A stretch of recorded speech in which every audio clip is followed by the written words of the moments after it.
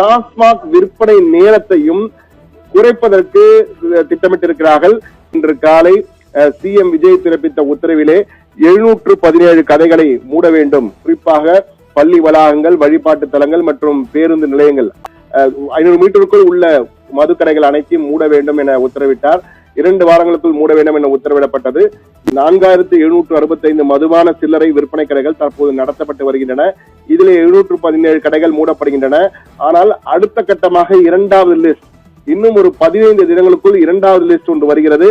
அதில் மேலும் ஒரு 750 கடைகள் மூடப்பட வாய்ப்பு இருக்கிறது என்ற தகவல், உறுதியான தகவல் நமக்கு கிடைத்திருக்கிறது. இது தொடர்பாக டாஸ்மாக் முக்கிய அதிகாரியுடன் சிஎம் விஜய் ஆலோசனை நடத்தியிருக்கிறார். 6 மாதத்திற்குள் 1500 கடைகள் குறைக்கப்படும் என திட்டமிடப்பட்டிருக்கிறது. டாஸ்மாக் விற்பனை நேரத்தையும் குறைப்பதற்கு திட்டமிட்டிருக்கிறார்கள். சிஎம் விஜயின் உத்தரவு நாளை அல்லது நாளை மறுநாளுக்குள் அது விரைவில் வெளியாக இருக்கிறது. அதாவது தற்போது டாஸ்மாக் கடைகள் 12 மணிக்கு தொடங்கி இரவு 10 மணி வரை இருக்கிறது. இது 8 மணி நேரமாக குறைப்பதற்கு, அதாவது 12 மணியிலிருந்து 8 மணி, இரவு 8 மணி வரை, அல்லது பிற்பகல் 2 மணியிலிருந்து இரவு 10 மணி வரை என 2 ஆப்ஷன் ஏதேனும் ஒன்றை விரைவில் அறிவிக்க இருக்கிறார் என்ற தகவல் நமக்கு கிடைத்திருக்கிறது.